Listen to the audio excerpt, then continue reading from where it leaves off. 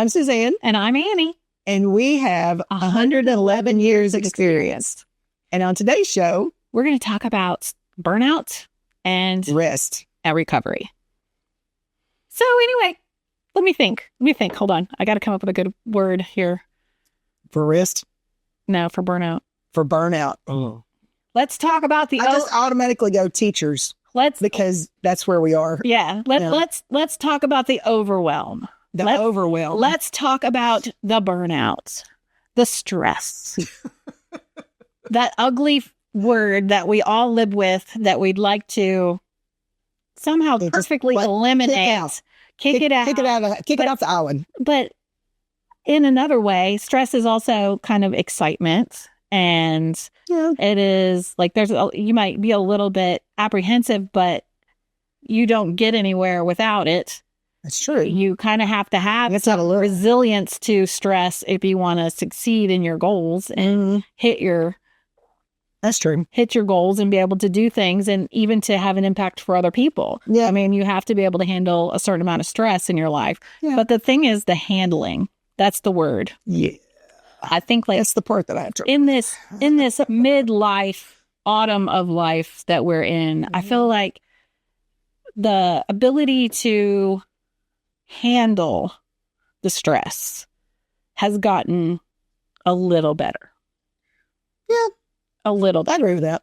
Yeah. I feel like my personal stress is more related to my physical body instead of the mental load. Yeah. Sometimes it's the mental load, but generally mine is related to my physical body and handling the stress of life in this body and how this body reacts to things and how I need to manage this person. Yeah. I feel like over the years, I've probably gotten I think one of the reasons, because I take stress and I go, whoa.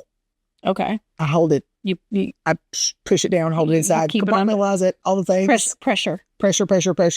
And that's probably the reason that my body is in as bad shape as it's in, is because I've just pushed it down for so many years. For 35. Right. I feel like I completely get it. Because you can't deal, like when you're in the situations that you find yourself in your job, but in our job, which was in the school system, you can't always address the things that are making you feel frustrated or whatever in that moment. You're always pushing outward into how can I make the giant situation that's in front of me better for everyone. Right. And you don't worry about you. No, you don't worry about everybody else. You're not even on the list at that point. No. You're just like, we got to get everybody else settled. So it kind of does it does have a tendency to push everything off to... I feel like being a teacher helped me compartmentalize things, which I don't know if that's good or not, but it's the truth. I mean, because anytime we've had like any kind of an emergency or any kind of drill that wasn't a drill or, any kind of thing like that, you just automatically go into, we talked about this before, you just automatically go into this, I don't know, like you got to do all the things you got to do for your kids and you can't worry about you. You just have to worry about them. Yeah. And making sure they know what they're supposed to be doing and they're safe and they're all good. And I don't know. I feel like I've just done that with... I always look at whenever we've had emergency situations and I've seen people who have great, amazing training, like their SROs or a police officer or someone in that role, I just look at them. It's like their training kicks in. And I think for us, that's part of it. It's that our training kicks in and we stop thinking about ourselves and we put ourselves in the thing of we have to control, respond properly to this situation. It's reactive, but it's also like you kind of take yourself out of the mix. But it's a trained reaction. It's not like trained reaction. Just remember the other day you were talking about your startle reflex, how it's gone. I haven't had one of those in years. Yeah. I didn't think about it until you said that. I think that's that hyper vigilant where you're just kind of always, and I feel like in my brain, it's pretty much always on that higher level. I do have a tendency to be on the high. In some ways, it's really good because if you're dealing with other people who are being super reactive, Like you're the calm, you're the calm one in the situation. You have to be. And you don't take it personally. Like they may say things or do things and you're like, that's not about me. Even though it's being directed at you and hurled at you in that moment, I know deep down it's not about me. This is about someone else's pain, and this is someone else's frustration, or they're someone else's, whatever negative thing they're going through at that point. It's not about me. Yep. Not about me.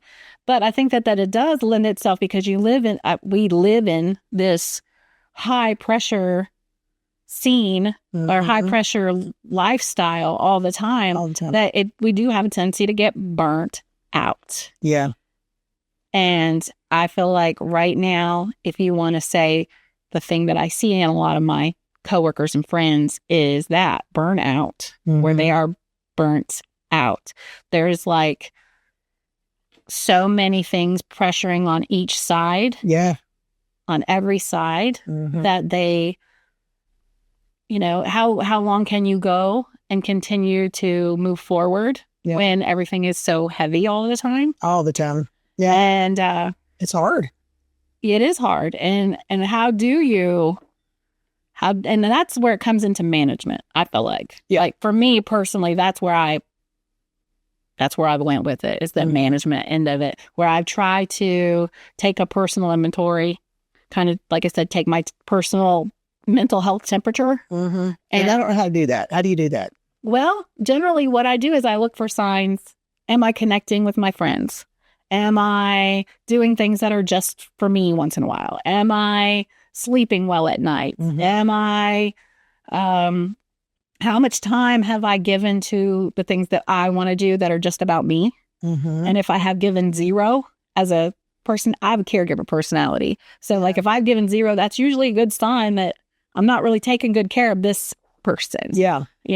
Everything is just being out extra, And as moms, that's kind of what I think moms, automatically. Wives, I think I have a caregiver personality. I think that my general makeup is to take care of other people, and I enjoy it so much, and that it's like just part of the fabric of the. But if I don't check on it, then I will end up, and I don't have like a lot of anxiety. Mine has a tendency to go into the depression side, where I get very low and it'll be very subtle and I won't even really realize it. But generally, if I'm having depression symptoms, I also probably burn out. Okay. It is my internal, I say emotional, spiritual self that is needing a recovery. Yeah. And recovery is, to me, also, I think connection and recovery and taking time to rest and recover when you have things. And the older we get, the more time we need to recover physically and I think emotionally, spiritually. I think we just need more time to recover from things. You don't bounce back quite as quickly. No. You're young, you just carry it through is what I used to do. Just plow you through. Just carry it. But on the other side of it, it's good to learn a few mental health tricks and tips to be able to say, okay, I have not paid any attention to this part of myself. Obviously, I'm getting very wrapped up in this part of my life. I need to like somehow take the pressure off somehow. And everybody's different in how they do that. Yeah. I always think about the here and now. I try to really focus in on like for example, like I will take like a cup of coffee and I will break it down to its simplest forms. And I'll be like, this coffee is warm. It feels good in my hand. Yeah. This coffee is sweet. It tastes good. This coffee smells amazing. This coffee is, I'm going to sit with my friend and have coffee. That's, you know what I'm saying? Yeah. So you bring it down to it's like your very basic, and then you find the things to be positive about in that. So like a lot of times I'll be like, getting to chat or talk or connect with someone or even to be like, I think that those are the antidotes to all that pressure is the laughter. If you can find something to laugh about, a lot of times that helps so much. Or just if you feel like crying, just cry and let it out. Yeah. Because sometimes holding it back is the part that it needs to happen. It is a release. It is a release of that pressure. And everybody's different. Everybody responds differently to it. I've noticed like some people are externally motivated, like or externally expressive of it. And some people are internally expressive of the whole thing of burnout. Like some people are just like, all they say all the time is, I'm burnt out, I'm burnt out, I'm burnt out, burnt out. And they're basically saying, help, help, help. Help. Yeah. Yeah. Yeah. I need some help. Somebody help me. I'm needing help. Because I did. And then they've got the people who will never mention it, who will just keep pushing forward. Is that you? And they just keep pushing forward no matter how bad it gets internally. Yep. It's until you just crash. Or until you run into something and then all of a sudden it goes, explode. Do you explode? Yeah. It'll be like, and then like you think about it, if you could cut that explosion off at halfway or, whatever, and just let some of it out, that way you don't have to completely melt down. Yeah. I mean, that's kind of the tip or trick is that you're just trying to cut it off but you have to be like, gets there. Yeah. So, but I always say I take my temperature, I take my emotional, mental health temperature, and then you're so much more aware.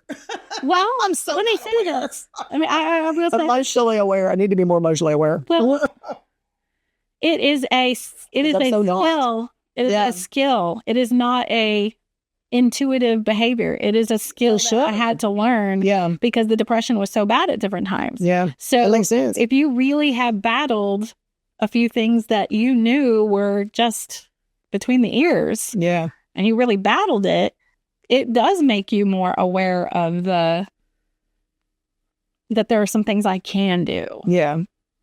And I think exercise is great for it. I think exercise really helps. But I need to be more exercise that is comfortable for you. That it's got to be just about you. I think that's kind of the difference, especially as a caregiver personality.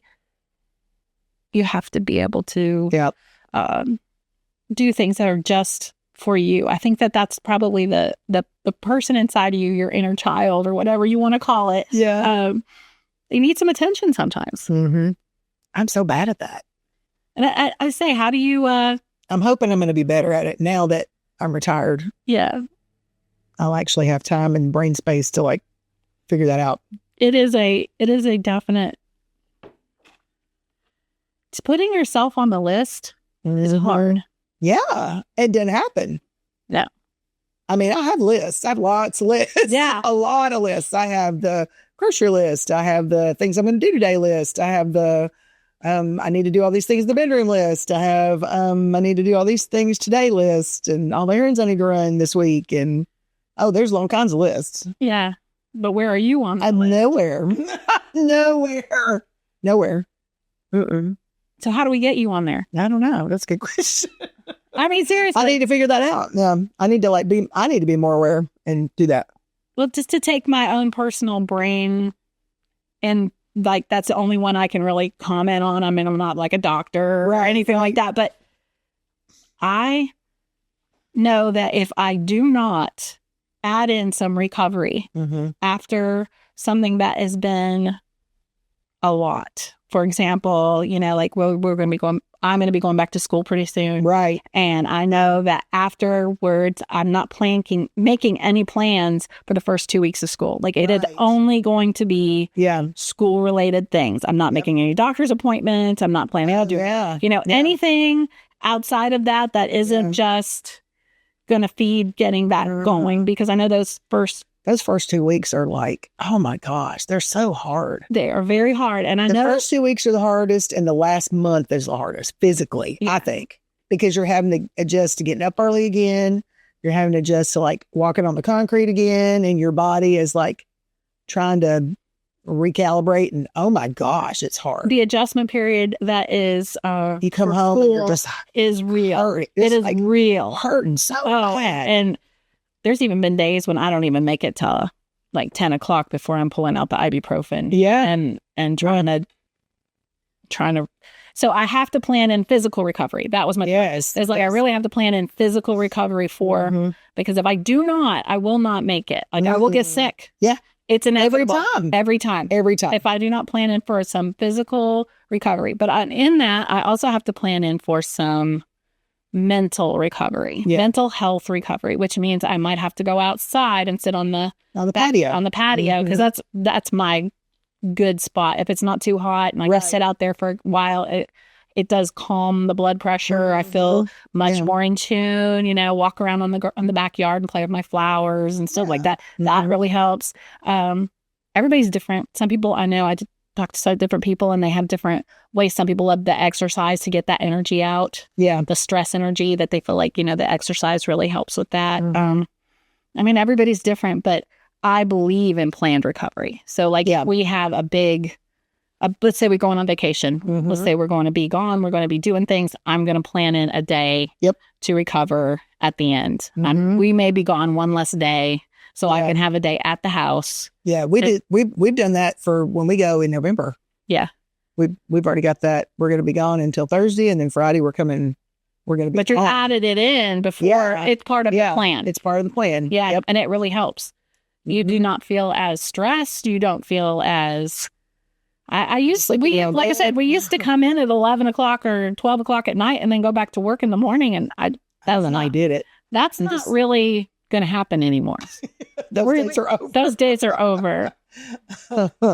Yeah. Yeah, I don't know how. I've got friends that do that. I'm just like, you've been on a plane for how long? And you're going to get up and go to school the next day? Yeah, I know. What? That's probably not. I don't even understand that. I'm just like, I don't understand how you're functioning. No. And it probably catches up to them like middle of the week. They probably just go. But see, then I would end up sick. That's what happens to me is I end up sick. Me too. I will start to tell them, I'll either get if I get overtired, I'll get a migraine or I'll get my stomach will start. Yeah, overtired. I shouldn't say tired. I should say exhausted. Yes. Like your body is just spent. Drained. Yeah, it's so drained. Your battery is at zero. Yeah. You know it. And every time I do that, I end up sick. My stomach will be will get messed up. Mine is I'll get a sinus infection or whatever. Or then whatever germ is floating around. I'll pick something up. One of the many things that are floating around because usually I'm fine. Usually I'm pretty good about not catching stuff. There's only been a couple of times the big nasty viruses, like the flu. That one year that I got the flu and got COVID, 1 month and a month apart, and I was out a week in February and out a week in March. Yeah, because you couldn't. What can you do? Yeah, what can you do? But that's the last time I've been that sick. Other than maybe getting a 24-hour stomach virus or something. But I really feel like that's been huge in helping me personally as far as handling still being at work and everything. Yeah. I think the other part of it too is to allow myself some grace that I am not, that I am closer to the retirement than I have ever been. Yeah.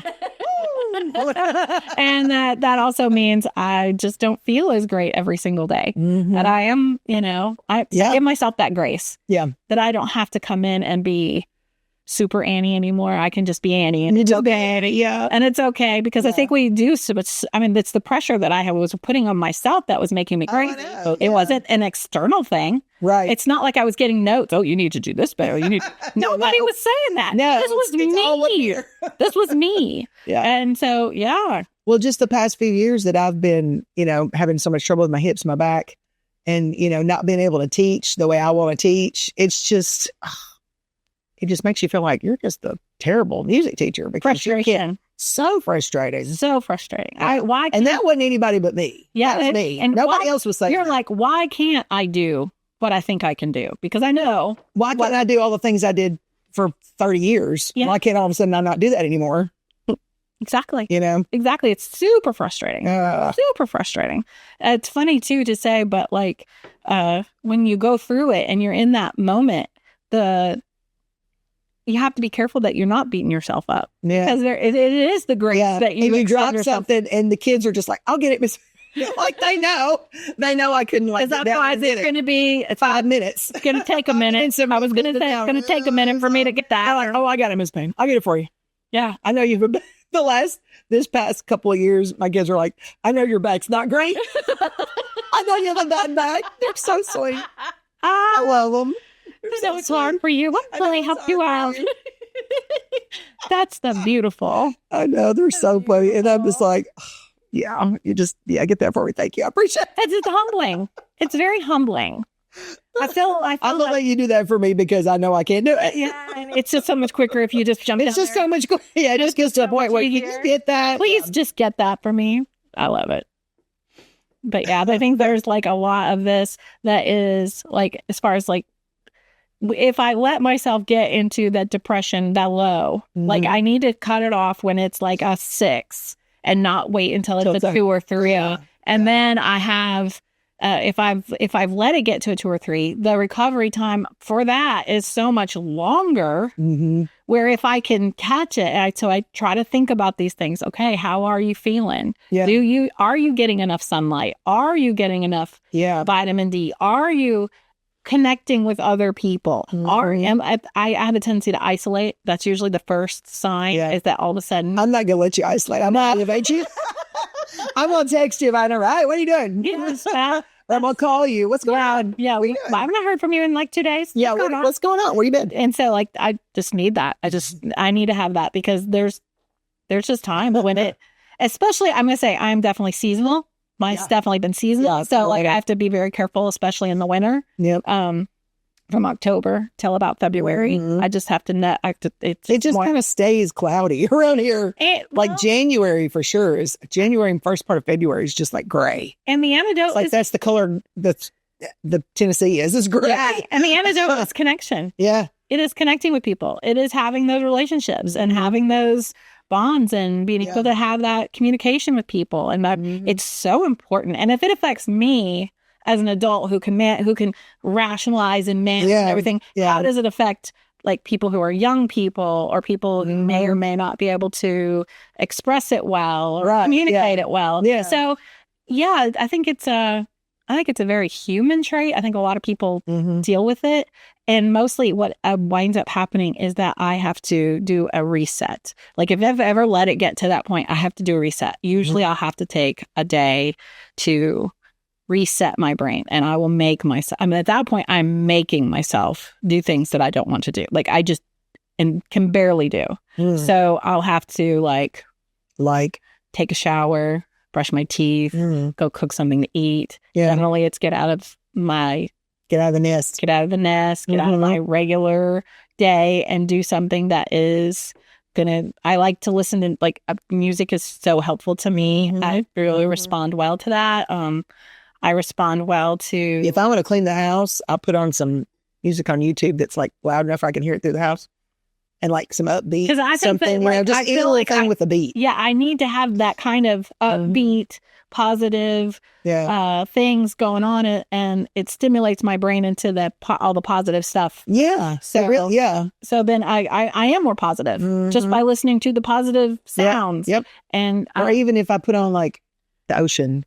Yeah. Or some piano music, and I'm not doing anything but sitting on the couch listening to piano music. It's really good. It helps. It really helps. Yeah. I think for me personally, like I said, exercise is really good. A lot of times in the winter, you can't be as physically active because, and I really do feel like at this point in my life that I need it. Where before I could probably just say that I wanted to do it, but now it's kind of a need for my mental health to stay good. I think that.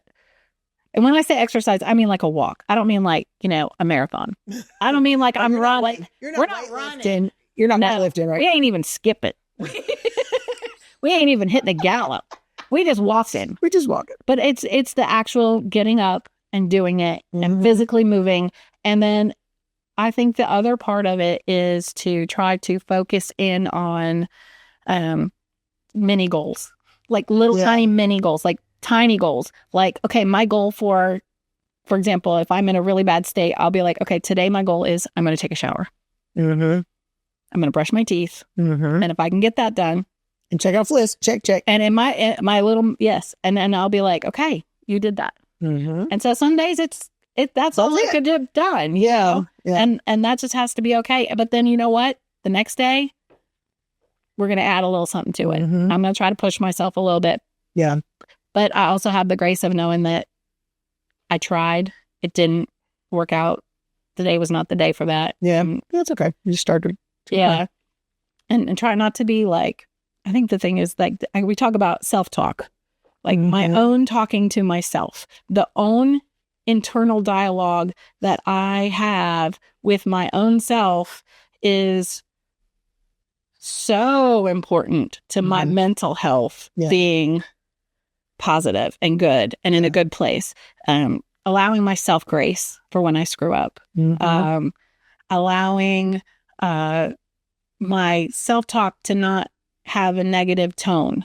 I don't want the things that I say to myself to be harsh or critical or negative. I'm going to try my best to accept the fact that I'm not perfect. And then also, with that same thing, understand that I'm a work in progress just like everybody else. Yeah. You know, we're all just trying to learn how to navigate life and in the best of our ability at that moment. Yeah. But I think self-talk is so important. If you can keep it positive in your own, within your own self, you'll start to feel yourself coming out of all of that negativity. But it's a challenge. And it is not like one and done. It is a constant everyday pushing a rock up a hill sometimes. Yeah. For sure. So, and it's a relearning, it's a rewiring. So I don't know. It takes time, but I always think to myself, a lot of times I would say something in my head, it would be so critical, and I'd be like, you would never talk to another person like that. You would never say to my child, for example, the things that you just said to yourself in your own head to yourself. You would never do that. So why would you treat yourself so much worse? That if it doesn't make sense, right? It doesn't make sense. No. So like, I really had to examine the pressures I was putting on myself. Is this a real pressure, or is this a imagined pressure that I am implementing on me? Right. It's tough. And then you have to like be like the kind of person to say, okay, I forgive me that I'm not perfect, that I didn't do that perfectly. I could have said that better. Or, maybe I said something dumb. Well, we all say dumb things. It's impossible to go through this life without saying something dumb. Yeah. Every day. Stepping in the poo. Stepping in the poo and walking around with it on your shoe. Yeah. We've all been there. We've all done it. Nobody wants to do it. A little grace is okay. Yeah. It's okay. For sure. So, yeah, that's kind of my, when you say being aware and how do you take your temperature, that's kind of what I do. I just kind of look at it all, try to take myself out of it and look at myself as a different person, but also on the other side of it is to give Annie some grace. Yeah. To not just be in that reactive mode, but at that point, just to be a little bit outside of yourself so that you can examine yourself as without criticism. Yeah. Without, with grace. Judgment. Without judgment. Without, I like her.